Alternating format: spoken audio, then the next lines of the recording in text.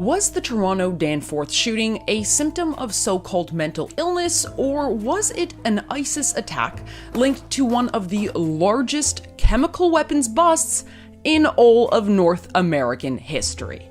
On July 22nd, Faisal Hussein, a 29-year-old Muslim man born in Canada of Pakistani heritage, used an illegal handgun to open fire on innocents dining in Toronto's Greektown along Danforth Avenue. Hussein killed two young Canadian girls, aged 10 and 18, and wounded an additional 13, some of whom may never walk again. After an exchange with gunfire with police, Hussein turned the gun on himself. According to police sources, Hussein, who was known to law enforcement, had posted favorable comments on jihadi websites and had recently visited Afghanistan. After the massacre, Toronto police refused to release his name until much later, by which point his family had a professional letter ready to go, citing nothing to do with Islam, everything to do with mental illness. The note, by the way, was crafted by this taqiyya-for-hire Muslim lobbyist, Mohammed Hashim, who on occasion gets money from Justin Trudeau's Liberal government, a guy whose public relations and media work has been widely credited by insiders as framing a new narrative for Muslims in Canada. But it would seem that ISIS didn't get the memo, literally. 3 days after the rampage, ISIS claimed responsibility for the attack through their Amaq news agency, stating that the attacker was, quote, a soldier of the Islamic State and carried out the attack in response to calls to target the citizens of coalition countries. Leaving aside the fact that Justin Trudeau pulled our jets out of the fight against ISIS for a second, media and political elites have been literally tripping over themselves to suppress the terrorist link, some outlets even going as far as calling for pity for the shooter's family, which, well, brings me to the point of this video, the shooter's family. While the public knows very little about Faisal Hussein's parents, we know quite a bit about his older brother, Fahad. Fahad, presently in a coma owing to a drug overdose in 2017, was also known to police very well. Fahad Hussein was arrested back in 2015 and charged with possession for the purposes of trafficking. By 2017, the case was forwarded to federal prosecutors to be sent to Ontario. Fahad was residing at a Thorncliffe Park address with his parents Farouk and Sultana Hussein as part of his release when he was arrested once again in February 2017 and charged with breaching his bail conditions after he allegedly was found to be in possession of shotgun shells. Released on February 21st of that year on a $10,000 bail, he was then ordered to live in Pickering, Ontario, with his surety, a 33-year-old man named Maysoom Ansari.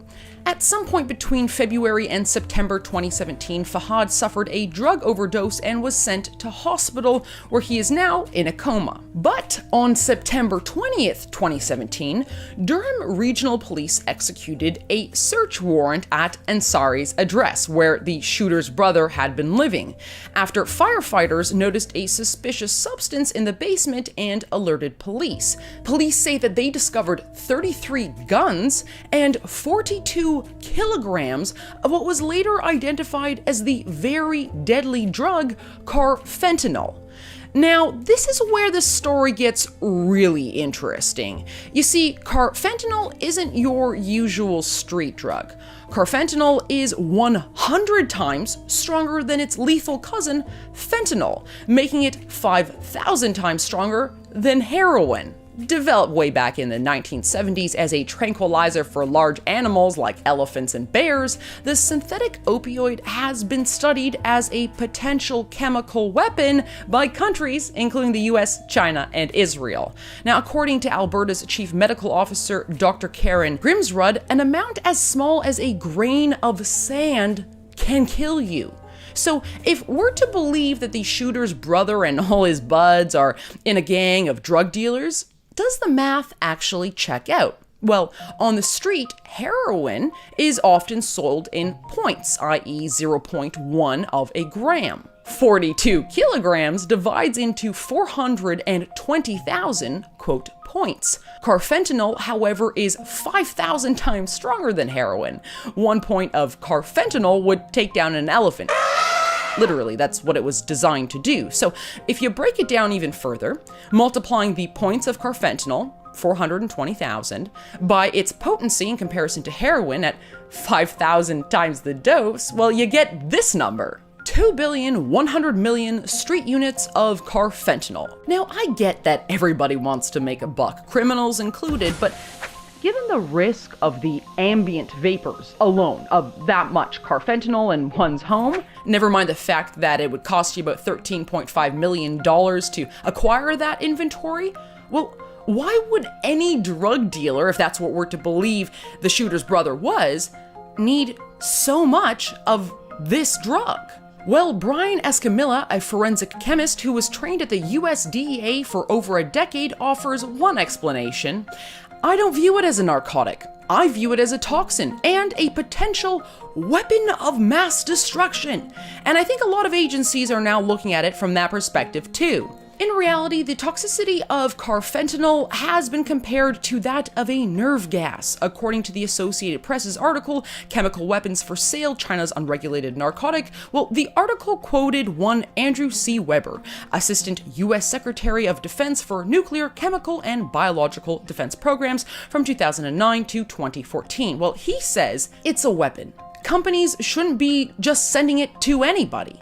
Weber adds, countries that we are concerned about were interested in using it for offensive purposes. We're also concerned that groups like ISIS could order it commercially. Weber described various ways that carfentanil could be used as a weapon, such as knocking out troops and taking them hostage, or killing civilians in closed spaces such as train stations.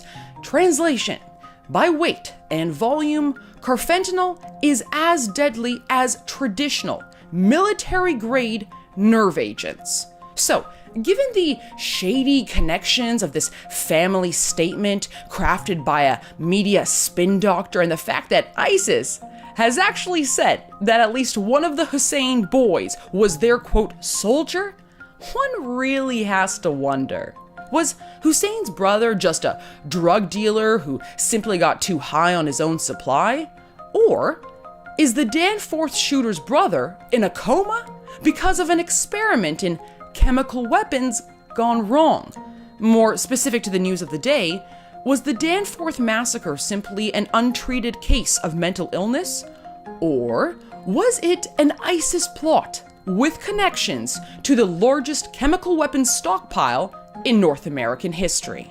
Well, one thing I know for sure, media, police, and politicians better start asking these questions pretty soon, because who knows what else a band of so-called mentally ill men might be cooking up in Canada's backyard. Thanks very much, everyone, for tuning in. I so appreciate your support. Yes, I've been kicked off of PayPal and Patreon, but I'm still available both by e-transfer and Bitcoin. So if you like my journalism, you can't get anywhere else, please feel free to support by clicking on one of the links in the description below.